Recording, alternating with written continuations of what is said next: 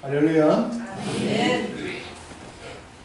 죽은 제갈량이 살아있는 사마이를 잡았다 라는 말이 있습니다. 삼국지에 나오는 내용이죠. 총나라의 유비가 죽고 난 뒤에 그 나라를 겨우 지탱하고 있던 제갈량이 결국 죽습니다. 그 총을 위협하고 있었던 오나라의 사마이가 제갈량이 죽었다는 걸 알고 대대적으로 공격을 하게 되어지죠.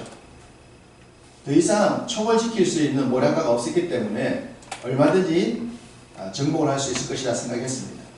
그런데 촉을 공격하기 전에 죽었다고 생각했던 제갈량이 갑자기 등장을 한 겁니다. 그리고 사마이를 딱 쳐다보는 겁니다.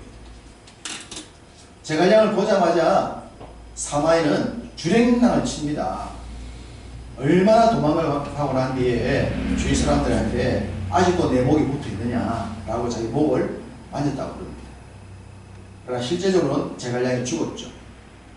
제갈량은 죽었지만 죽고 난 뒤에 사마이가 어떻게 자기 나라를 공격할 것을 예상을 하고 미리 죽은 자신의 모습을 가지고 이런 작전을 세워라 라고 사람들한테 말을 남겨놓았고, 그것에 의해서 죽었던 제갈량이 살아있는 사마이를 쫓아내버리는 그런 일들이 있었던 겁니다.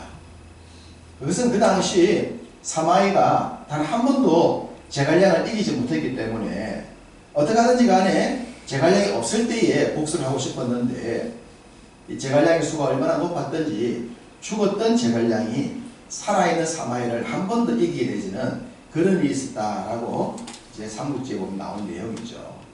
수가 높다, 수가 많다 그러면 이 싸움에서 수가 많은 사람이 이길 수밖에 없는 것은 지극히 당연한 겁니다. 한때 일본은 굉장히 강력한 군대를 가지고 있었습니다. 동남아를 다 정복하고 난 뒤에 미국까지 넘보려고 했었죠. 당시 일본이 가지고 있었던 군사력은 그 당시 미국을 능가할 정도였습니다. 항공모함의 대수도 많았고 군사력 같은 경우도 굉장히 강력했습니다. 진주만을 습격을 하고 난 뒤에 미국 본토를 가기 위하여 전략지인 미드웨이라고 하는 것을 일본이 공격을 하려 합니다. 미드웨이가 만약에 정복을 당한다면 미국 본토까지 위협을 당할 수가 있어요. 일본의 본토로부터 항공모함을 비롯한 많은 군대를 해상으로 해서 미드웨이까지 가야 되는데 중간에 걸리면 안 되는 겁니다. 진주만을 습격했듯이 미드웨이도 습격을 하려고 했던 것이 일본의 전략이었죠. 그래서 일본은 미국이 자신들이 미드웨이를 공격한다는 것을 알지 못하기 위해서 꾸밉니다. 미국은 일본이 어디를 칠 것인가 하는 것을 알아내야 됩니다. 여기서 미국과 일본의 전략 싸움이 시작되어집니다. 일본은 속이려고 하고 미국은 찾아내려고 합니다. 만약 이때 일본이 미국을 속이고 미드웨이를 공격했다면 미국 역사상 처음으로 일본의 본토가 침공을 받는 일이 일어났을 것입니다. 그런데 이 전략 싸움에서 미국이 이깁니다.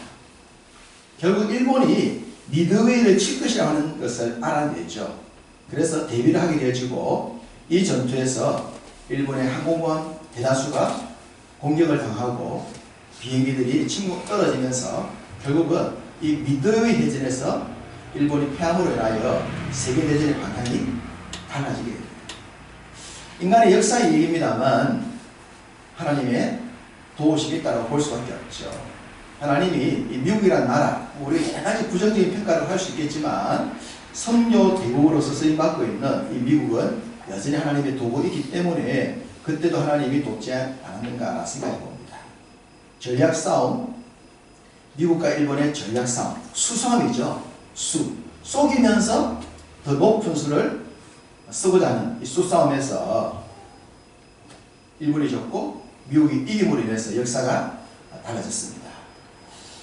이 세상에는 모든 세계에 이 수싸움이 있다라고 해도 과언이 아닙니다. 우리 교회 탁구팀만 해도 수싸움을 하죠. 공을 이리 보낼 것인가 저리 보낼 것인가 수싸움에 의해서 게임이 왔다 갔다 하기도 합니다. 모든 세상에는 수싸움이 있어요. 당연히 영적인 세상에도 수싸움이 있지 않겠습니까? 사탄의 수와 하나님의 수가 싸우는 것이 우리가 살아가고 있는 이 세상이라고 볼 수가 있습니다. 사탄은 다양한 수를 가지고 믿는 사람들을 공격하고 그 공격에 의해서 믿는 사람들을 시험에 들게 만들고 실족하게 만들고 교회를 떠나게 만들고 교회에 적이 되게 만들죠. 지금도 우리는 우리 주변에 교회를 공격하는 사람들이 교회를 다녔던 사람들이라고 하는 것을 참 쉽게 알 수 있습니다. 교회를 모르는 사람이 교회를 공격하는 것이 아니라 교회를 아는 사람이 공격해요. 사탄에게 붙들리기 때문이죠. 지난 2023년 이제 마지막 날인데 이 한 해 동안 우리가 크게 기억하는 것은 이 코로나지 않습니까? 코로나를 극복한 해로 이제 역사 속에 기록이 될 텐데 이 코로나 바이러스가 어떤 면에 봐서는 사탄의 수이지 않겠는가 라는 생각을 봅니다. 이 사탄이 인류에게 코로나 바이러스라고 하는 것을 제공했고 그로 인해서 우리 한국 같은 경우만 보더라도 교회가 큰 피해를 입었죠.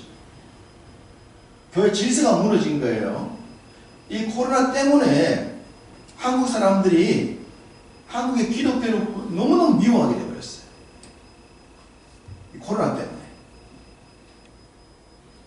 그리고 그 전까지만 하더라도 예배를 목숨처럼 생각했던 수많은 교회와 성도들이 안 그래도 되는가 없네 라는 생각을 함으로 예배가 무너졌고 교회의 많은 질서들이 그냥 이 코로나 때문에 무너지고 말았습니다. 그리고 지금도 그 여파로 여전히 회복되지 않고 있는 교회의 모습들이 많죠. 이 수싸움에서 여전히 사탄이 높은 수로 하나님의 나라와 교회를 공격해 가고 있다라고 해도 과언이 아닐 것입니다. 수싸움 알아야 됩니다. 상대가 무슨 수를 쓰는지 알아야 되고 그 수싸움보다 더 능한 수를 만들어야 이길 수가 있는 거예요. 대비를 할 수 있는 거예요. 그것도 영적인 세상에서 가능하죠. 내 마음속에 일어나는 생각들, 상황들, 주변들 이 속에서 어떤 것이 하나님의 수고 어떤 것이 사탄의 수인가를 분별을 해내야 됩니다. 그래야만 내가 사탄에게 쓰임받지 않고 하나님께 쓰임받을 수 있는 거예요. 사탄의 수가 아주 교묘하기 때문에 그 수를 잘 감지를 해내어야 합니다. 자, 우리 성경에서 하나님의 수를 볼 수 있습니다. 하나님의 교묘한 아주 오묘한 수 오늘 본문에 나옵니다. 자, 오늘 본문 하나님의 수를 생각하시면서 다시 한번 다 같이 읽겠습니다. 하나님이여 주의 생각이 내게 어찌 그리 보배로우신지요 그 수가 어찌 그리 많은지요 내가 세려고 하였지라도 그 수가 모래보다 많겠소이다. 내가 깰 때에도 여전히 주와 함께 있나이다. 아멘. 주의 생각 그의 수 어찌 그리 많은지요. 모래의 수보다 많아서 셀 수가 없을 정도입니다. 하나님의 수는 아주 많습니다. 하나님의 수는 너무너무 많아서 인간이 셀 수가 없다라고 말씀하고 계십니다. 우리가 잘 알고 있듯이 이 사탄의 숫자를 6이라고 말하지 않습니까? 그리고 하나님의 숫자를 7이라고 얘기해요. 6과 7 하나 차이지 않습니까? 하나 차이. 6이나 7이나 한 끗 차이인데 그 무슨 차이가 있겠느냐라고 생각하겠지만 그 하나의 차이가 뭐냐 그러면 죽음과 생명이에요. 사탄은 죽이는 데까지는 할 수 있지만 살리지는 못해요. 그러나 하나님은 죽은 영혼을 살리는 부활의 수를 가지고 계시죠. 한 수밖에 되지 안 되지만 죽음과 생명은 천지 차이입니다. 비교할 수가 없습니다. 하나님의 수는 사탄의 수를 이기는 수예요. 부활의 수, 생명의 수이기 때문입니다. 우리는 성경을 보다 보면 하나님의 수를 보게 됩니다. 똑같은 상황인데 하나님이 다른 수를 쓰시는 걸 볼 수가 있어요. 사무엘하 5장에 보면 다윗이 통일 왕국의 왕이 되고 난 뒤에 블레셋이 다윗을 공격하는 장면을 보여줍니다.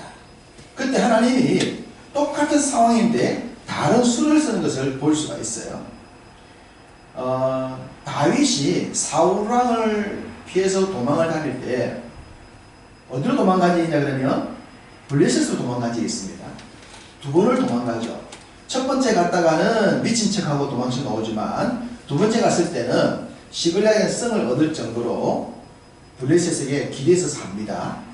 그때 블레셋이 역사적으로 보면 다윗을 제거했어야 했는데 그러지 못했죠. 어쩌면 다윗을 써서 사울을 견제하기 위하여 다윗을 이용하기 위해 블레셋이 남겨두었을 수 있습니다. 그런데 자신들이 도피하고 미친 척하고 그렇게 힘이 없었던 다윗이 어느 날 보니까 통일왕국을 이룬 거예요. 블레셋이 깜짝 놀랐죠. 그때 저놈 제거할 건데 우리한테 도망을 때 제거해야 되는데 제가 지금 저렇게 됐네. 더 크기 전에 잡자. 더 크기 전에 죽이자 라고 생각해서 통일왕국 왕이 되자마자 블레셋이 대대적으로 공격합니다. 그때 다윗이 이 블레셋 앞에 이제 어떻게 하는가 그 장면이 나옵니다. 성경 한번 보십시다. 사무엘하 5장인데요. 구약성경 470쪽에 사무엘하 5장 19절을 보겠습니다.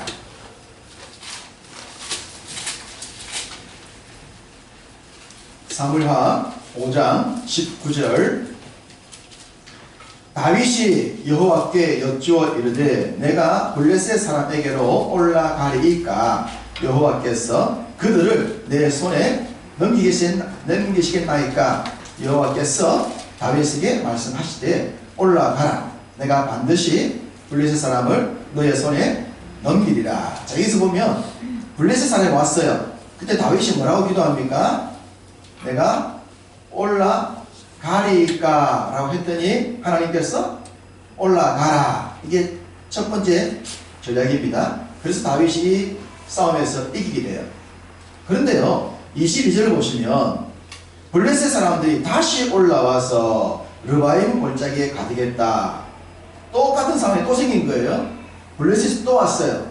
그러자 다윗이 하나님께 기도하죠. 하나님 이번에는 어떻게 할까요? 했더니 23절과 24절에 하나님께서 뭐라 말씀하십니까?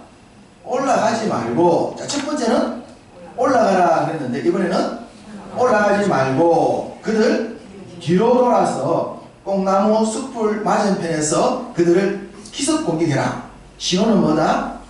뽕나무 꼭대기에서 걸음 걷는 소리가 들릴 때 그때 공격해라 라고 하는 겁니다. 똑같은 상황이었는데 하나님이 다른 수를 주신 거예요. 블레셋은 처음에 지고 난 뒤에 그 수를 극복하기 위해서 다른 방법을 가지고 왔겠죠. 그래서 하나님이 그 블레셋보다 더 높은 수를 가지고 이번엔 다른 방법으로 저들을 이기게 만드십니다. 성경을 읽다 보면 이런 장면을 보면 그런 생각이 들죠. 야, 하나님의 수가 다양하시구나. 참 놀랍구나 라는 생각하게 되십니다. 열왕기하 6장을 보면 이 아람이 북이스라엘을 자꾸만 이제 정복하기 위해서 공격을 합니다. 그런데 공격을 하려고 하면은 북이스라엘이 대비를 하는 거예요. 이 전략서에 오면 이렇게 대비하고 저 전략서에 오면 저렇게 대비를 하는 거예요. 그러니까 아람에서 이런 말이 나오죠. 간첩이 있겠다. 누군가 간첩이 있으니까 우리 수를 알려주지. 그렇지 않고는 우리가 이 모든 수가 이스라엘에게 알려줄 수는 없지 않느냐라고 말하니까 신하가 이런 얘기해요. 왕이요, 그렇지 않습니다. 이스라엘에는 엘리사라는 선자가 있는데 그 엘리사가 우리의 모든 수를 훤히 꿰뚫고 있습니다. 그래서 우리가 어떤 수를 쓰더라도 엘리사가 왕에게 다 얘기를 해주니까 우리가 공격을 할 수가 없습니다. 얘기를 해요. 그러니까 아람 왕이 그래? 그러면 누구부터 죽여야 할까요? 엘리사부터 죽여야 되죠. 그래, 엘리사부터 죽이자.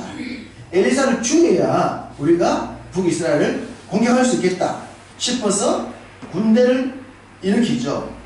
엘리사가 어디 있니? 알아봤더니만 도단성에 있습니다. 그래? 도단성으로 군대를 보내. 그래서 도단성을 밤에 기습 공격해서 성을 뺑 둘러싸죠. 군인들이. 다음날 아침에 엘리사의 종이 일어나서 눈을 떠보니까 밤사이에 아람의 군대가 도단성을 뺑 둘러있는 거예요. 깜짝 놀랐죠. 아, 선생님, 우리가 금방 죽게 되었습니다. 어떻게 하면 죽겠습니까? 밤사이에 아람 군대가 이렇게 많이 왔는데 이거 어떻게 하면 좋죠? 라고 하니까 엘리사가 뭐라고 말합니까? 걱정하지 마. 저들의 군대보다 하나님의 군대가 훨씬 더 많아. 그러면서 종의 눈을 뜨게 했더니 무엇이 보였습니까? 도단성 위에 하늘에 불말과 불경구가 가득 차고 있고, 사람 눈에는 보이지 않았는데 하늘의 군대가 가득 차서 도단성을 내려보고 있는 겁니다. 그걸 보면 아람 군대를 보고 기가 죽겠습니까? 기가 안 죽겠습니까? 안 죽죠. 아, 제가 장난치는 거야. 뭐야? 안 보이니? 눈에 보이지 아니하니 공격하지. 눈에 보이면 공격 못하죠. 세상은 하나님이 눈에 안 보이니까 교회를 공격하고 믿는 사람 공격하고 하나님 욕하지만 영적인 눈이 떠게 되면 기겁을 할 겁니다. 우리는 이걸 알잖아요. 눈에 보이지 않지만 이 세상을 누가 주관하고 있는가 이걸 알기 때문에 우리는 하나님을 무서워하는 거예요. 그러나 눈에 보이지 않는 사람들은 겁이 없으니 대놓고 공격하는데 그들의 결과가 어떻다 하는 것은 뻔한 겁니다. 하나님의 수는 엄청납니다. 아람의 군대가 밤새 와서 잡았다 싶을 만큼 많은 군대를 동원하여 성을 뺑 둘러싸서 공격하면 끝날 것이라 생각했지만 그보다 훨씬 더 많은 하나님의 군대가 지키고 있는 것 세상이 모르는 거지. 아람도 몰랐던 거예요. 하나님의 역사는 그렇게 놀랍습니다. 기드온의 이야기를 해볼까요? 기드온이 하나님의 사사로 부름을 받습니다. 그리고 이제 미디안과의 전쟁을 해야 되는 거예요. 미디안과의 전쟁을 해야 되는데 그 당시 미디안의 군대가 이렇게 나와 있습니다. 사사기 7장 12절입니다. 미디안과 아말렉과 동방의 모든 사람들이 꼴짜기에 누웠는데 메뚜기의 많은 수와 같고 그의 낙타의 수가 많아 해변에 모래가 많은 것 같았다. 이래 말하고 있어요. 아람을 비롯하여 아말렉 동방의 모든 사람들이 연합군을 만들어서 이스라엘을 공격하기 위해서 오는 겁니다. 그 수가 모래수보다 많다. 엄청난 숫자가 모였습니다. 그런데 그 당시 이스라엘 백성들은 몇 명이 모였느냐? 32,000명이 모였습니다. 여러분, 이스라엘 백성들의 숫자는 적어도 몇십만이 넘습니까? 적어도 몇십만이 넘죠?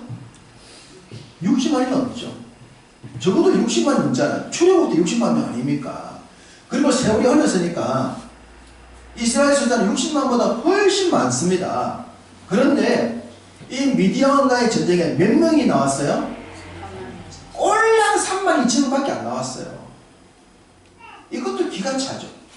나라가 지금 망할 지경인데 싸우자 나온 사람이 꼴랑 32,000명 나온 겁니다. 그 32,000명 데리고 기드온이 전쟁을 해야 되는 거예요. 전쟁할 기분 나겠습니까? 마음에 자신감이 생길 수 있겠습니까? 이 숫자 가지고? 택도 없잖아요. 택도 없어요. 적들은 해변에 모래수와 같이 많은데 꼴랑 32,000명 데리고 전쟁을 한다? 불가능해요. 그런데 하나님께서 기드온에게 뭐라고 말씀하십니까? 32,000명? 많다. 아니, 모래수보다 많은 적들 앞에서 32,000명이 뭐가 많습니까? 적어도 60만 명, 70만 명 모여야 1대1로 싸울 수가 있죠. 근데 하나님이 야 32,000명 많으니까 돌려보내. 기도는 원하지 않았지만 하나님이 말씀하시니까 할 수 없이 32,000명 앞에 가서 여러분 가운데 돌아가고 싶은 사람은 돌아가세요. 안 잡습니다. 갈 사람은 가세요. 그랬더니 몇 명이 갔습니까? 22,000명이 싹 빠져버린 거예요. 32,000명 중에서 22,000명이 사라졌습니다. 10,000명 남았습니다. 저 같았으면 안 됐을 겁니다. 하나님 참 안 합니다. 32,000명 데려도 못하겠는데 뭐 10,000명 데려가란 말입니까? 안 하랍니다. 못하겠습니다. 그랬을 텐데 하나님이 만 명도 많다. 만 명도 많다. 아니 어떻게 만 명이 많아요? 적들은 모래수처럼 많은데 하나님이 이번에는 가라 하지 않고 물 먹는 방법을 통하여 몇 명을 남깁니까? 300명 남깁니다. 그래서 300명 남은 거예요. 그러면 모래수보다 많은 적들과 300명 데리고 싸움을 할 수 있겠습니까? 없겠습니까? 원천적으로 불가능하죠. 원천적으로 불가능한데 하나님은 수가 많다졌다? 많다. 하나님의 수는 없다. 기도는 혼자를 데리고도 이길 수 있는 하나님이에요. 300명 데리고 왜 못하시겠습니까? 이게 하나님의 숫자이기 때문입니다. 하나님이 말씀하신 숫자, 그 사람들이 어떤 사람인가 하는 거 중요한 게 아닙니다. 하나님이 남기라는 숫자, 그것 가지고 일하시는 거예요. 하나님의 수는 우리의 수와 다르기 때문에 하나님의 수는 인간이 알 수가 없습니다. 하나님의 수는 높고 크고 많습니다. 그래서 기적이라고 하는 것이 일어나는 거예요. 하나님이 그것을 가지고 기적을 일으키는 겁니다. 2023년 오늘이 이제 마지막 날입니다. 내일은 2024년이 됩니다. 2023년이 어떻게 지나왔는가를 되돌아보면 많은 일들이 있었죠. 많은 일들이 있었는데 그 모든 일들이 다 하나님의 놀라우신 섭리라고 하는 것을 우리 고백할 수밖에 없지 않습니까? 하나님의 놀라운 수가 있었던 거예요. 어떤 경우는 우리가 이해를 못하죠. 왜 이런 일이 일어났을까? 왜 내게 이런 상황이 이루어진 걸까? 이해가 안 되는 겁니다. 심각한 문제를 가지고 있거나 그런 것도 아니고 하나님의 나라와 교회를 위해서 주의 지체들을 위해서 참 많은 헌신과 희생을 함에도 불구하고 왜 내 삶에 이런 일이 일어났지 아무리 생각해도 답을 낼 수가 없는, 아무리 생각해도 이해가 되지 않는 그런 일도 우리 삶에 일어난단 말입니다. 원치 않는 질병이 찾아와서 남들이 겪지 않는 고통을 당하다 보면 왜 하나님이 나에게 이러셨을까? 라는 생각을 하게 됩니다. 우리는 내 삶에 나타나는 일들을 보면서 하나님의 그 수를 헤아릴 수가 없어요. 이해할 수가 없어요. 그런데 하나님의 수는 결과가 항상 좋다고 하는 겁니다. 나는 이해를 못하지만 내가 모를 뿐이지만 하나님은 그 수를 통해서 더 좋은 결과를 이루어내신다는 사실입니다.